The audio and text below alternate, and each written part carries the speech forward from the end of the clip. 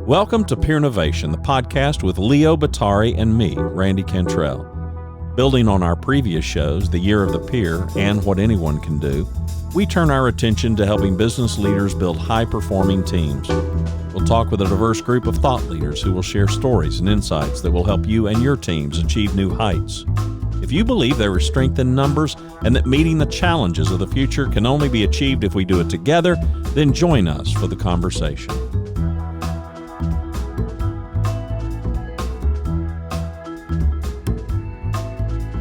Our guest today is Clint Pulver. Clint is an Emmy Award-winning motivational keynote speaker, author, musician, and workforce expert. He's also the president and founder of the Center for Employee Retention. Clint's new book, I Love It Here, How Great Leaders Create Organizations Their People Never Want to Leave, is a must-buy for managers and employees. Oh, he's also a drummer. Clint Pulver, welcome to the show. We are so excited to have you here. You know, I remember I was tagged on a post that Dr. Diane Hamilton, was really saying, hey, you got to get this guy on your podcast. And of course, I like to listen to whatever she has to say. So we tried to get that book. So we're so happy you could join us.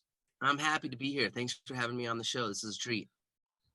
So you have a new book that's just come out, which we're really excited about. And what a great title. I love it here. Right. And we'll get into about the book in a bit, but I would love to just get a sense of your story. And actually what was fun was going through your website. I can't help, and I'm sure you've had to repeat this 1,000 times, but our listeners may love to hear the story about Mr. Jensen and the impact he had on your life. And I'm sure maybe we can all think of the Mr. Jensens that we may have had in our own lives. And, but why don't you share that with us a little bit?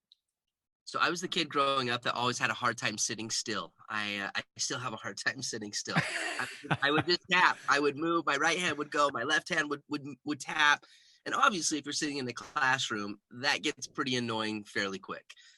Everyone called me the twitcher. I got nicknamed the tapper. The teachers would constantly tell me, young man, sit still. Young man, stop tapping. Young man, I need you to, sit on your hands. And I had one teacher, and his name was Mr. Jensen. And he'd been teaching for a long time. He looked at me as I was tapping in class, and he said, young man in the back. He said, Clint, I need to talk to you. We're going to have a conversation. I need you to stay after class. And you thought you were in trouble, right? Yeah, I'm getting kicked out of school as a 10-year-old. There's got to be some world record. And all the other kids are like, oh, man, Twitcher's going to die. Like, you don't want to stay after class. The bell rings. Everybody leaves. He motions for me to come over and sit down. He pulls up a little chair. And he said, listen, Clint, you're kind of the kid that's on the list. You tap in my class and you tap in everybody else's class. Everybody deems this problem your inability to sit still. And he said, I've watched you, though. He says, it's crazy. You'll start writing, doing your assignment with your right hand, and then you'll tap with your left hand. And then you'll switch the pen. And you'll start writing with your left hand, and you'll tap with your right hand. And he looked at me and he said, I think you're ambidextrous. And I'm like, no, I'm Presbyterian. He said, no. He said, no, that's not what it means. No. He said, can you tap your head and rub your belly? And I gave it a go and I could do it. And he said, so, okay, instead of tapping your head, can you rub your head and then tap your belly? And literally, without thinking about it, I could do it. And he sat back and he looked at me and he smiled and he said, I don't think you're a problem. I just think you're a drummer. And some people hear that and they go, what's the difference between those two things?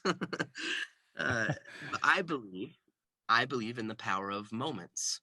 I think that some of the greatest leaders in this world, the ones that we truly remember, are the ones that create moments. Why? Because we don't remember days. We remember moments.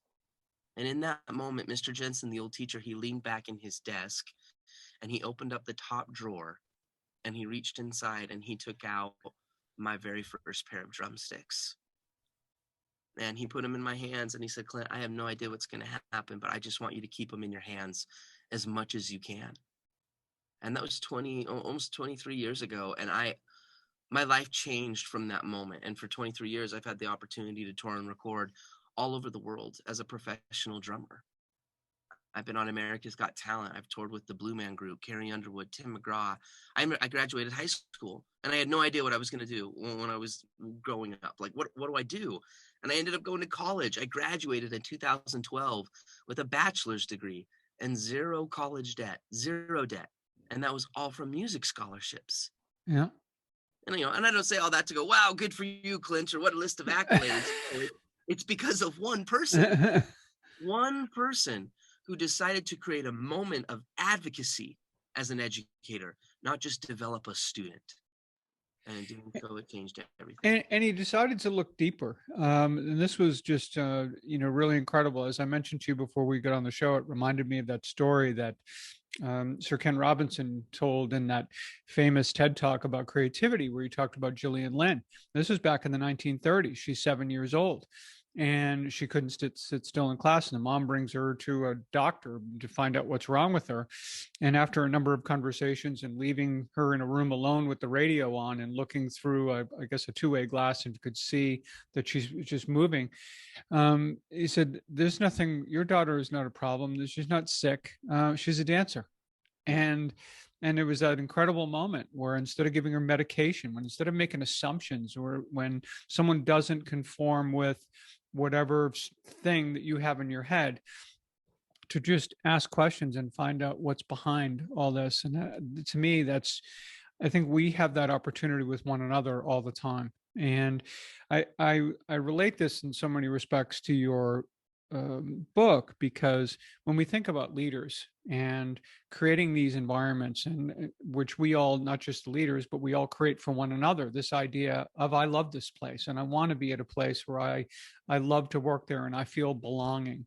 I'd love for you to walk us through some of some of your thoughts from the book around that, and what that feels like for you, and why you decided to take the approach of really bringing the perspective, which makes perfect sense, right? But yet it's too little done, right? In terms of getting the perspective from the actual employees about what they feel and what they like. Yeah. So 5 years ago, I was a part of a mastermind group. We were in New York City meeting with CEOs, executives, other business leaders in that city, right? The hustle and bustle of New York is kind of a great opportunity.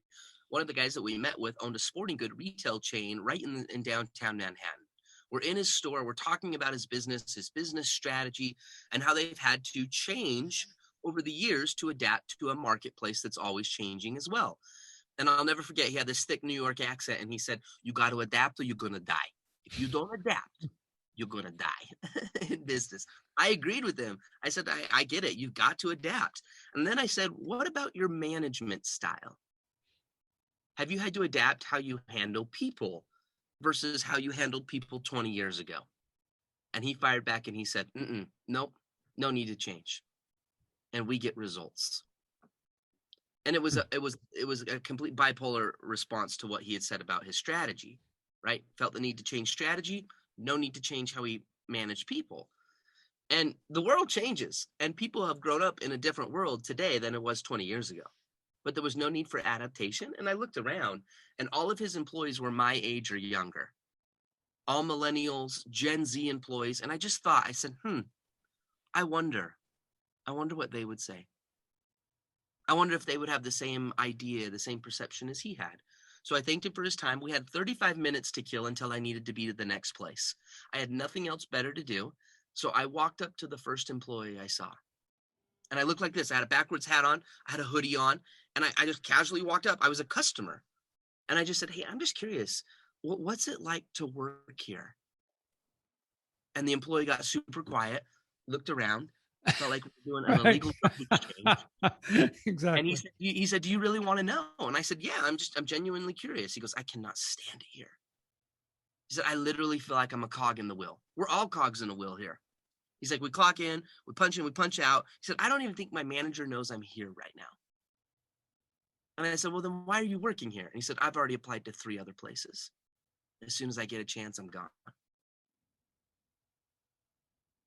I thought, okay, maybe the kid's having a bad day. maybe he just woke up on the wrong side of the bed. So I went and asked another employee, and another and another. Long story short, out of the 35 minutes I had, I interviewed 6 of his staff members.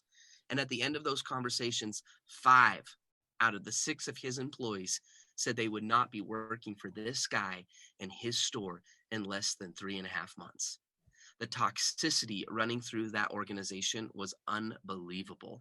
And the reality of the employee experience versus the perception of leadership could not be more different. And that was another moment in my life that I thought, man, what if the CEO could hear this? Because he has no clue. And that was the day that I started the Undercover Millennial program. And we have been doing this for over 5 years. We've worked with 181 organizations, and Undercover, I've interviewed over 10,000 employees as the Undercover Millennial. What I realized is I created an environment where employees could speak their truth. They could actually open up to me. I wasn't a survey. I'm not a one-on-one manager meeting. I'm just another millennial. Mm.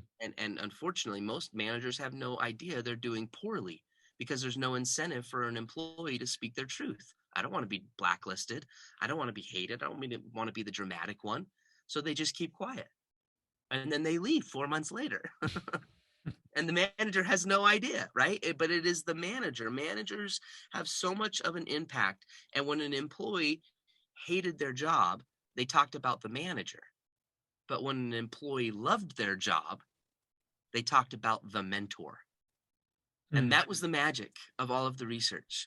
It wasn't so much, fun going in undercover. And when an employee was dissatisfied, that wasn't the magic.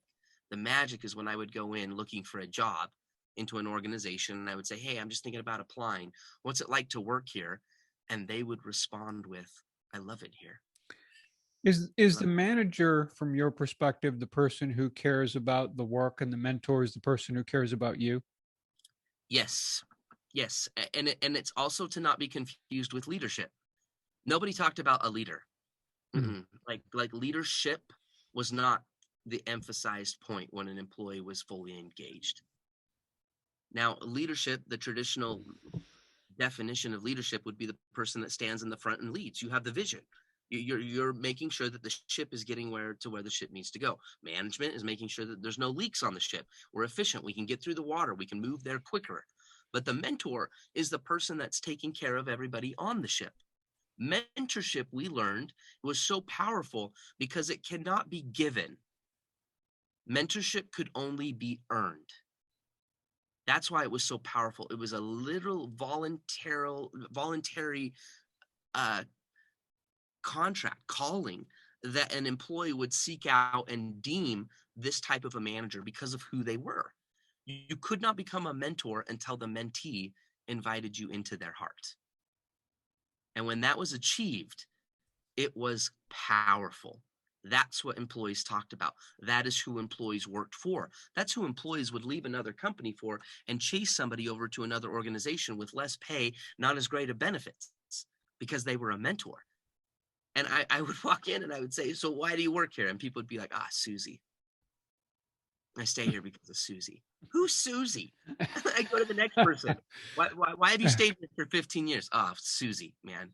We stay here. It's Susie's and me. Why? And when I would see these individuals that would emerge, these mentors, every mentor had 5 characteristics. And I think it's something that in leadership, it's worth looking into. It's worth understanding. If you lead people, this is also a great insight into parenting. It's a great insight into relationships. I called these the 5 C's of mentorship. Number 1, these managers, these leaders had confidence. It's the first C. They were confident in themselves. They were confident in their ability to get somebody to where they wanted to go. Remember, great mentorship is about connecting people to their dreams. I want to mentor with you. I deem you a mentor because you can advocate for me. You are somebody that will help me get somewhere else. Every great story has a mentor, right? Luke Skywalker had Obi-Wan. Simba had Mufasa. Aladdin had the genie. Rocky, I love Rocky. Rocky had Mick, right? These great mentors that, because of who they were, allows the hero to live a better story. And so confidence was number 1. You've got to have confidence. Number 2, the second C was credibility. What's your background? What's your resume? Right? You might be the car dealership sales manager, but have you ever sold a car? I want to know your history. The third C is competence. Are you a practitioner or are you a theorist? It's a big difference between those things. You might know everything about the game of basketball, but can you get out and actually shoot a hoop? Are you in the trenches practicing the thing that you're teaching, or were you a guru 20 years ago? That's not true competent mentorship. You're actually in the world doing the thing which you're training or connecting others to do. And the fourth C is candor. Candor. They had the ability to create relationships so strong that honesty could exist. I want to mentor with someone that's going to give it to me straight. It's like the bank account theory, right? They put deposits of trust into a relationship so much that they can make those withdrawals. They can have those candid conversations. And it's through candor that we found, there was almost a sense of loyalty that came from that. They're going to give it to me straight because they care. And that's the last C. The fifth C is the ability to care.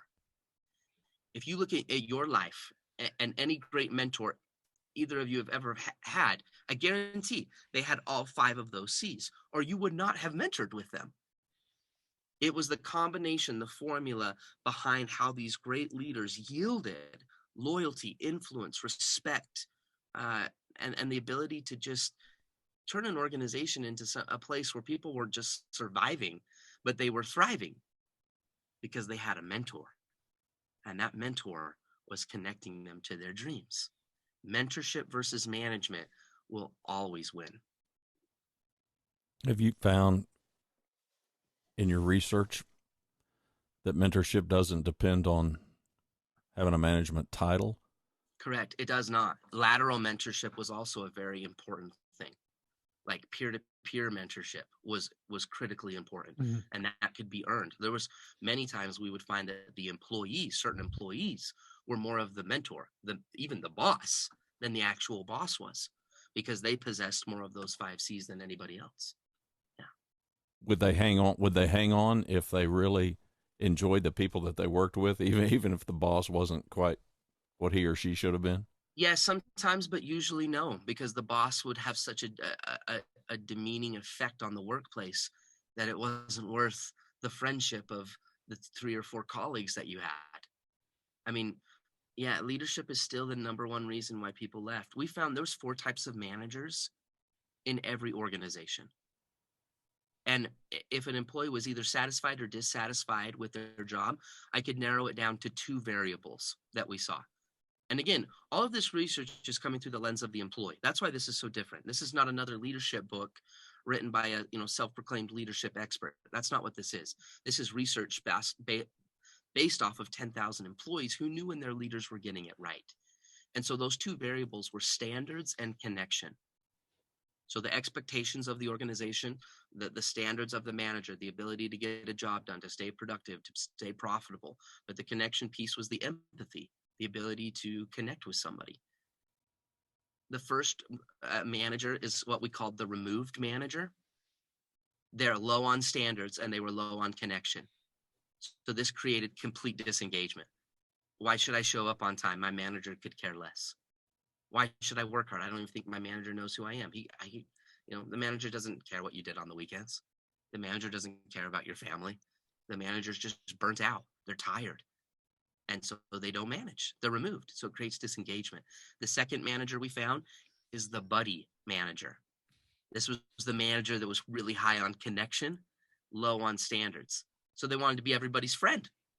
This was the manager that would go and play Xbox on the weekends. and then on Monday morning, tried to make sure everybody was doing their work. It's like, Frank, come on, this doesn't work, dude. I saved you in Call of Duty over the weekend. Come on. That really happened. And so this would create a sense of entitlement where you would have, again, the employee becoming more of the boss. So then we jump into the third manager, which is the controller. This is that old school type of management, the guy that just says, put your head down, go to work. Don't complain to me. Do you know how we used to have to work 20 years ago, uphill both ways? I don't want to hear your whine. I show you that I love you because I give you a paycheck, right? Put your head down, go to work. Be glad you have a job. So they're really high on standards, but they're low on connection. So what did this create? Rebellion. These are the managers that were constantly wanting to go toe to toe with everybody instead of shoulder to shoulder. But the fourth manager is that mentor manager.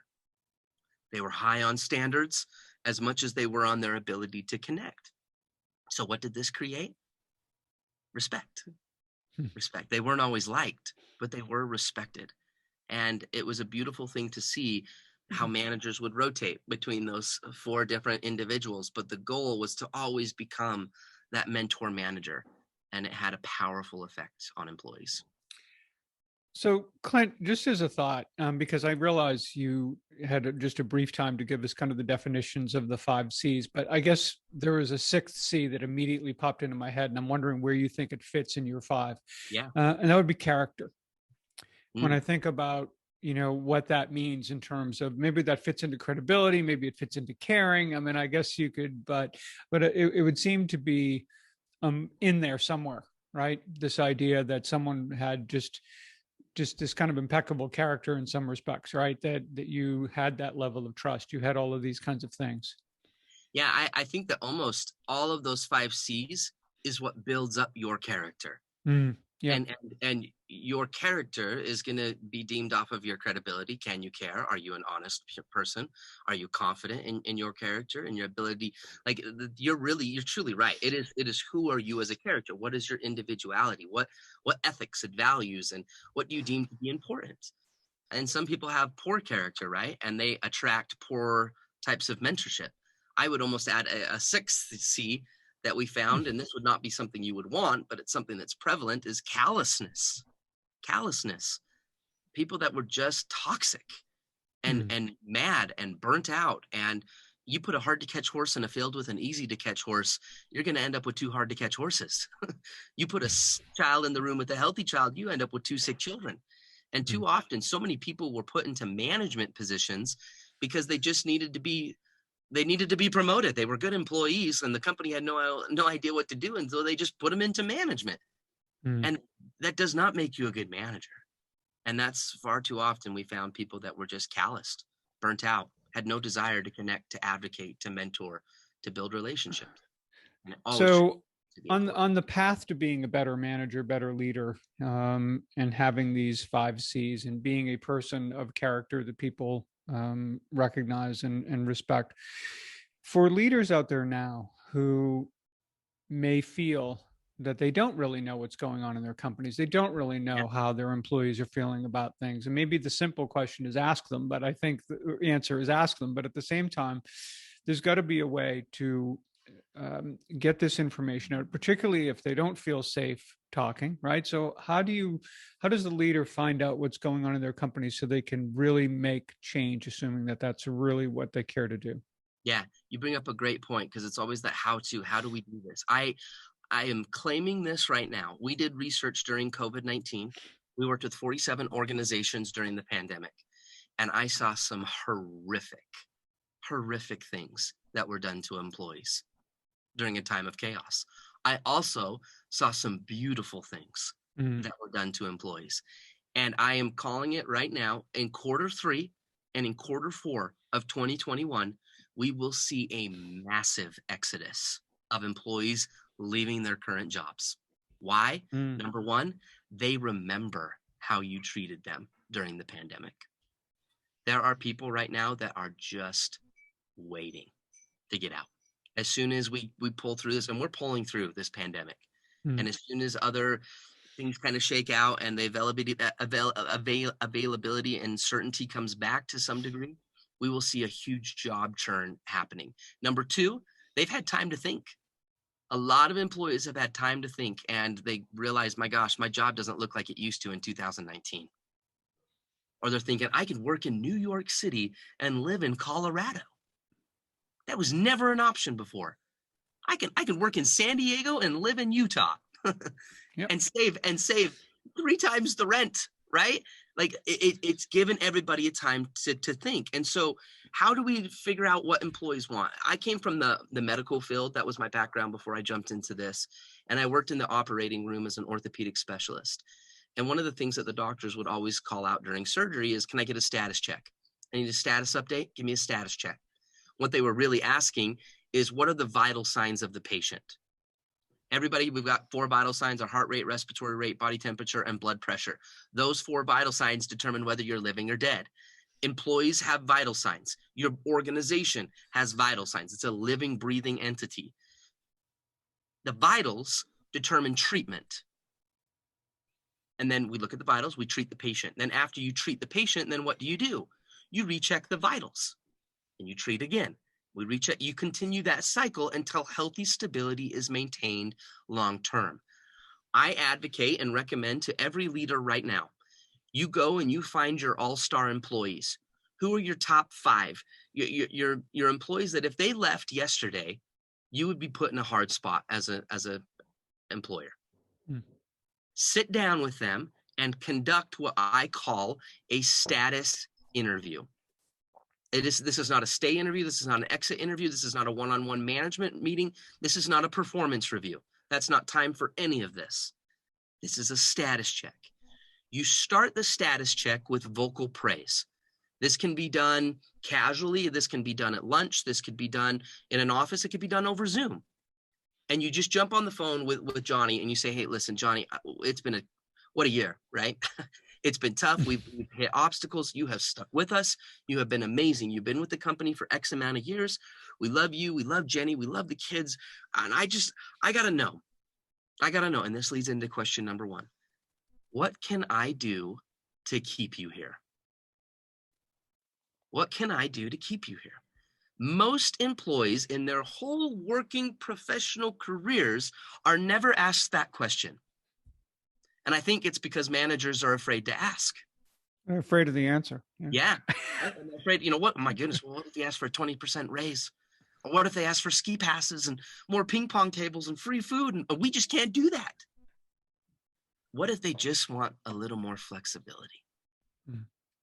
What if they just want to move up in the company? What if they just really would like Mondays off? You have no idea.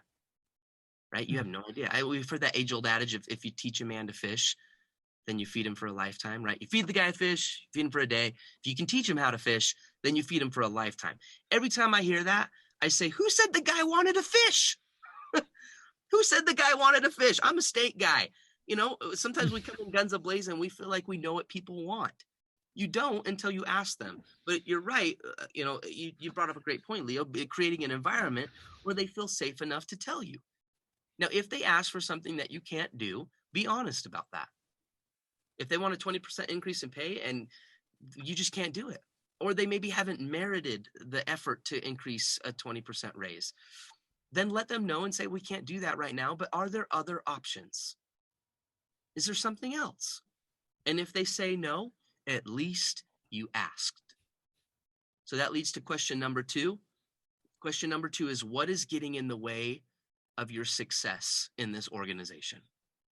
What's getting in the way? Is it Becky in accounting? Is it your peers? Is it the pay? Is it the schedule? Is it what's getting in the way of you being able to thrive here? I just really want to know, because again, your job as a mentor is to block, is to advocate. How can I help you be more successful? And that's the third question. What can I do to help you get there? That's it. Those 3 questions. I believe every great all-star employee deserves to be asked those 3 questions this week. As we come out of this pandemic and we enter into quarter 3 and quarter 4, if you don't ask those questions, how do you know how to treat your employees the way they need to be treated? And if they're not being treated the way they want to be treated, the world is changing and they will go and be treated better somewhere else. So conduct. Randy, Clint is speaking your language with regard to the whole whether you want to fish or not thing. That's part of what your mantra in coaching. It's on my website, Clint, that people have defined consulting as give a man a fish, or coaching teach a man to fish. Mm-hmm. And I'm like, I don't do any of that. First, I want to know, how do you feel about fish? Yes, good job. I love it. So I'm curious, Clint. Can you quantify, of all of these people that you talked with? I don't even know how to ask the question. The people that are getting it right, versus the people that are getting it wrong. And how big is that gap that we desperately need to close? Yeah, so I interviewed over 10, it's actually now 10,647 employees that we have interviewed.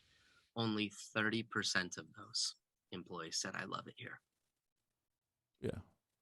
That's So, higher than I would have expected, Mm. given my pessimism. But yeah, yeah. And if you look at the, stats of disengaged employees and unsatisfied employees, our research actually is a little bit higher. Most of it's like in the 20s to 25%. But still, I mean, we still have so much work to do. And you know, I focused hard on all industries. I wanted it to be very broad. I wanted it to, tech to fast food, to retail, to construction sites, to the medical clinics. And I looked at some of the other past studies, and they're fairly niche in certain areas. And so I don't know. Yeah. So we're 30%. that's 70%. Mm-hmm. How much of that do you suspect is beyond the pale? I mean, point of no return, no way to recover, which is a horribly pessimistic way to look at it. But if you're Mr. Sporting goods owner in Manhattan, Mm-hmm.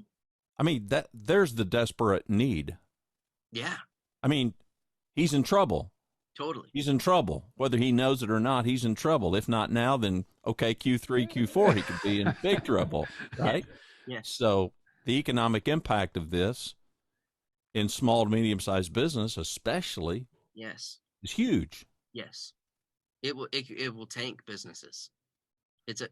For some, they look at it as a paper cut, but for others, it's a flesh wound that could literally kill them in a matter of weeks. So what do you tell Mr. Manhattan? Well, I would tell Mr. Manhattan, read the book, read the book, right? Get the book, read the book. But I almost too, I found this as well. I would tell Mr. Manhattan that, do you have a coach? Right? Do you have a mentor? I found that those great mentors were always being mentored. All of them. Susie became Susie because she mentored with 3 other Susies that were rock stars. The success bred success. Get help. Be teachable. You know this, you all know this. I've learned too that I can't control anybody, right? So the pain is either going to get so bad that they're going to figure out, okay, I got to change something, right? And companies do the surveys. They do the company surveys, or, hey, do this personality assessment and let's figure out who you are. And I'm not the biggest fan of those, because most people don't answer 100% honestly on those. I feel like it's a massive tool for misdiagnosis. And then they wonder why they're still losing people. And the coolest part about leadership is that it matters. The hardest part is that it matters every day. So consistency is key. And you're not going to change a massive culture of toxicity and a culture, that 70%. A lot of those organizations are not going to just flip overnight. But if they figure out where to make small changes, right? You conduct enough status interviews where you approach people and you're creating an environment where hopefully you're doing your best to make sure they feel safe, so you can get some honesty. And then you figure out, okay, what do we need to start tweaking? What do we need to start changing and doing consistently to bring about some change? And every organization is going to be different. Some of them struggle with, it's all different. There's no one size fits all approach. And not just about leaders reading the book. I refer employees to read the book. For employees who may want to think about, how might I bring about positive change in the organization from where I sit? What does that look like? If I can't, it's nice to know that 30% of the companies are doing it right. And I'm not just going to potentially, trade one set of problems for another, which is why a lot of people don't leave. It isn't because they love it here. It's because the devil they know is better than the devil they don't. But I think it does give employees some tools and some things to think about in terms of their own situation. I work with students at Rutgers University, and we talk a lot about the fact that don't feel like you're a victim, in terms of your career choices and where you can get jobs and all that. You bring value, you bring a lot of things to the table here, and to take a little control over your own career. And I think your book can help employees really assess, where they are and what they can do. Hopefully they can make change from within, but if they can't, they don't have to live and work in a situation where they don't love it here. In fact, they might hate it there. Yep. So, Yeah, Clint, tell us a bit more about how you got into the methodology of this. That's an interesting detail of all this to me. like what specific methodology? Well, of just of you going in to get this research, to get this intel, Yeah, that methodology is interesting. It yeah, seems like that free 25 minutes that you had there kind of contributed a lot to it, right? When you told us at the beginning about like just starting to ask those questions and realizing the power of that. yeah. Um, I remember. I think a lot of it too came from my time in corporate America. mhm. I was asked all the time, like, what can we do better for you? What can we do? And if I had a manager that I hated, I was never going to tell him that. I was never going to like say that face to face. There's no incentive there. And even on a survey, take the survey and fill out and tell us, the things that your manager needs to change or things that we need to change. Like I always played it safe. They say it's anonymous, like put your email here. No, no, I'm just not gonna be honest. And again, there's some sense of an employee responsibility on that. I get it. Like, well, then how's the company supposed to be better? And there was just a gap. I realized there was a massive gap between the reality and the perception. And that's what inspired me to do this. And I remember I quit my job. I left my job in the medical field and I jumped into this world in the pursuit of three things. I call them the 3 Ps: passion, purpose, and the ability to provide. And I found when employees had those 3 Ps within an organization, when they could look at a company and they knew that, you know what, they hired me because I love what I do. I have a sense of passion here. I can play to my strengths, right? They also felt like they were doing something bigger than themselves. The company, the organization was beautiful at telling a great story and allowing their employees to play a part in that story. And then number 3, they paid people fairly. They were able to survive and pay their bills. Those 3 Ps. I mean, it's really not that difficult when you simplify it down to that. And I left and pursued those 3 Ps. And I found that most of those employees, those 30%, in some way, shape, or form, they were living that. They were experiencing that. We want you to tell people where they can connect with you, and we want to give you the platform to hawk whatever web real estate you'd like to hawk. But I got one last question. Sounds good. How many drumsticks have you given to kids, and not as souvenirs? Oh, a lot. That still to this day is my favorite audience. I call it the lion's den, the lion's cave. If you can go and speak in a gymnasium for 45 minutes surrounded by 2,000 high school students, you can speak anywhere. They will eat you alive. That is the lion's cage, but they are also the most special audience. And when you give them a reason to connect, that's one thing I learned as well. Every employee is always asking you the question as a manager, let me know when it gets to the part about me. And some people hear that and they go, those entitled little shining stars in my life, right? And it's not about entitlement. It's about good business. It's about bringing humanity back into the workplace. And it's the same thing when I speak. Every kid is asking the question, let me know why I should care. Let me know when it gets to the part about me, and then I'll listen. And again, that's my job. That's your job as a manager. And when you can get to that point, it opens up the window of possibilities. And, that rough, tough audience of high school students turns into friends and family and kids that are just incredible. And you see them differently.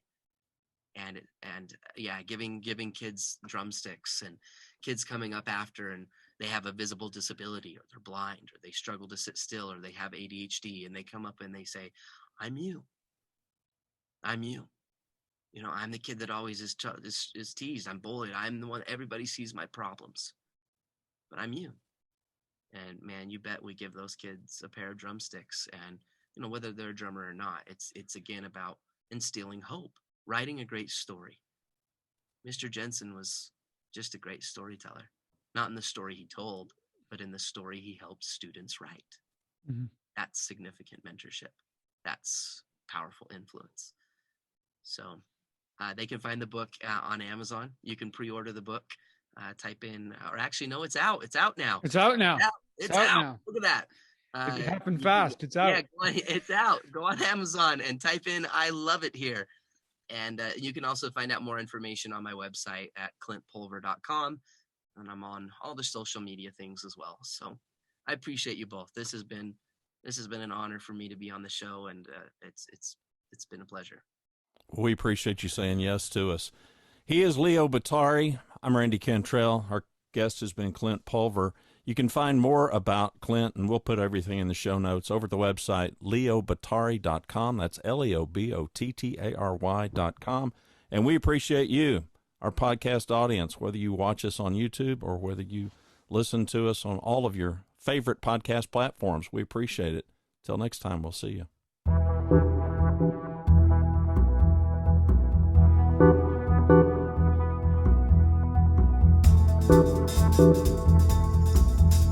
Thank you for joining us. To subscribe to the podcast and learn more about how you can engage peernovation for your organization, contact us on the website at peernovation.co. Till next week, remember, the power of we begins with you.